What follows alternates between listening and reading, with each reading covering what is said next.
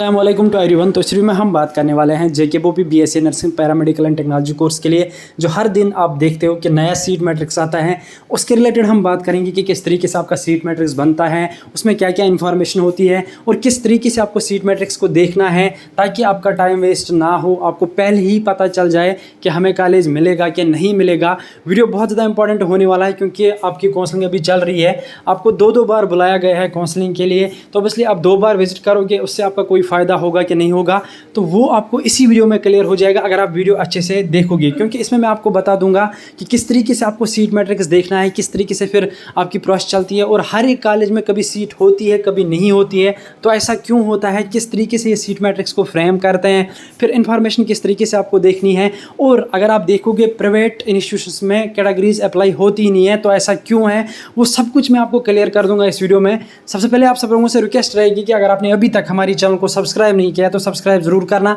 इसके अलावा मैं आपको बता दूं कि अगर आप हमारे व्हाट्सएप पे टेलीग्राम पे जुड़ना चाहते हो, लिंक डिस्क्रिप्शन में दी हुई है, वहां से आप ज्वाइन कर सकते हो। चलिए वीडियो को स्टार्ट करते हैं।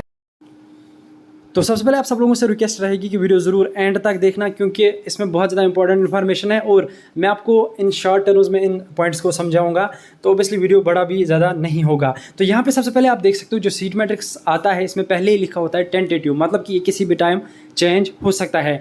अब अगर हम काउंसलिंग की बात करेंगे तो उसमें आपको 2 बार बुलाया गया है, ऐसा क्यों है, तो यहाँ पे सबसे पहले मैं आपको कुछ चीज़ें क्लियर करूँगा उसके रिलेटेड। तो यहाँ पे आप देख सकते हो जो सीट मैट्रिक्स आपका बनता है इसमें इंस्टीट्यूशंस तो दिए गए होते हैं, वो अलग अलग कैटेगरीज में दिए होते हैं। तो यहाँ पे सबसे पहले आप देख सकते हो सेमी गवर्नमेंट, उसके बाद गवर्नमेंट कॉलेज, फिर प्राइवेट कॉलेज, उसके बाद यहाँ पे आप देख सकते हो कैटेगरी वाइज सीट्स को डिस्ट्रीब्यूट किया जाता है। चाहे आप नर्सिंग की बात करो, उसके बाद पैरामेडिकल की बात करो, तो सब में यही चीज़ दी गई होती है। लेकिन आप कहाँ पे कंफ्यूज हो जाते हो, तो यहाँ से मैं आपको सबसे पहले समझा देता हूँ। जो पहले दिन की काउंसलिंग चली उसमें सारी कैटेगरीज को बुलाया गया विदाउट ओपन मेरिट, विदाउट अगर हम बात करेंगे आरबीआई की और सीडीपी की, जितने भी कैंडिडेट्स थे जिनके पास कोई और कैटेगरी थी तो उनको बुलाया गया काउंसलिंग के लिए, उन्हें काउंसलिंग में पार्टिसिपेट किया।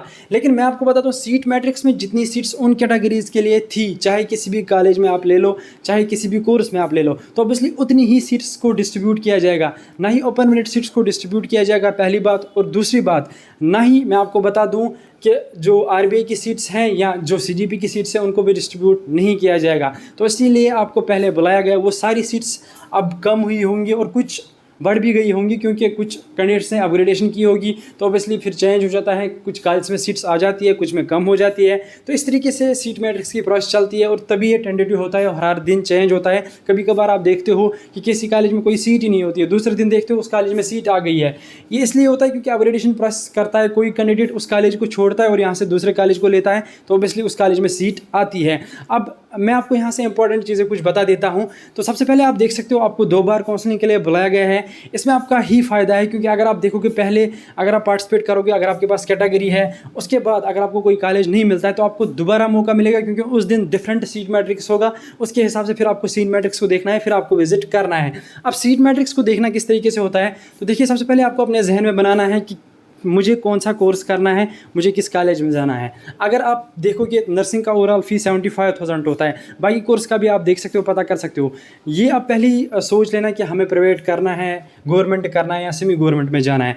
तो उसके बाद जब आप काउंसलिंग के लिए जाओगे रात के 10, 11, 12 बजे तक आ जाता है सीट मैट्रिक्स, तो आपको सीट मैट्रिक्स पहले देखना है, उसमें से फिर 5-6 कॉलेज खुद निकालने, पेज पर लिखना है, मतलब उसको पहले ही आपको काउंसलिंग खुद करनी है अपनी कि मुझे कौन सा कॉलेज सेलेक्ट करना है, उसमें कितनी सीट्स हैं, कौन सा कॉलेज में रखूं जो मुझे नज़दीक हो जाएगा। बहुत सारे फैक्टर्स देखने पड़ते हैं, उसके हिसाब से फिर आपका माइंड सेट होना चाहिए। और कल जब आप काउंसलिंग जाओगे आप डायरेक्टली वही कॉलेज ले लोगे, अगर आप कट ऑफ में फ्रेम करते होंगे तो आपकी काउंसलिंग हो जाएगी। बाकी आप वहाँ जाते हो फिर वहाँ पे बता देते हो कि वहाँ पे कोई सीट ही नहीं थी, हम फजूल में गए। जब आपने सीट मैट्रिक्स चेक किया ही नहीं होता, इन पॉइंट्स के बारे में पता ही नहीं होता है, तो ऑब्वियसली फिर आप पछताते हो, हमारा टाइम ही वेस्ट हो गया। तो इसलिए मैं आपको बता दूँ कि काउंसलिंग के लिए तो 20 इन्होंने कट ऑफ रखा, लेकिन आपको ये भी सोचना है ना कि हमारे पास टोटल 4000 सीट्स हैं और 13,000 कैंडिडेट्स पार्टिसिपेट कर रहे हैं। तो ओवरऑल अगर हम देखेंगे लगभग 6000 तो जाएंगे ही ऑब्वियसली काउंसलिंग के लिए, फिर भी 2000 कैंडिडेट्स रह जाएंगे।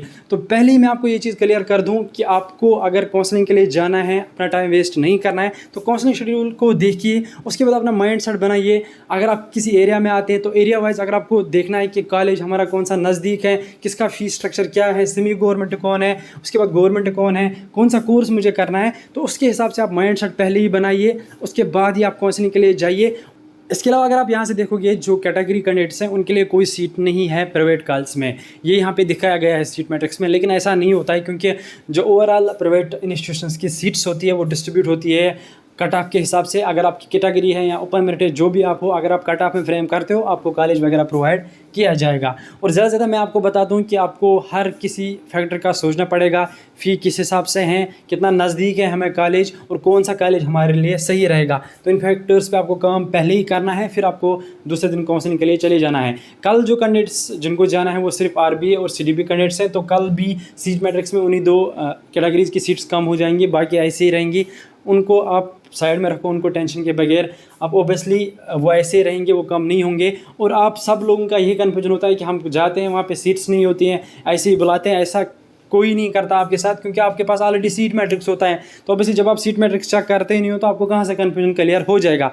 तो ये एक इंपॉर्टेंट इन्फॉर्मेशन थी, मैंने सोचा मैं आपके साथ शेयर करूँ ताकि आप इस चीज़ को समझो, आपका टाइम वेस्ट ना हो। आई होप कि आप सब लोगों के डाउट्स क्लियर रहे होंगे। इस वीडियो को जितना हो सके शेयर कर देना अपने दूसरे दोस्तों तक, ताकि उनको भी ये बात समझ आ जाए। मिलते हैं किसी अगले वीडियो में किसी और टॉपिक पर, तब तक के लिए अल्लाह हाफ़िज़।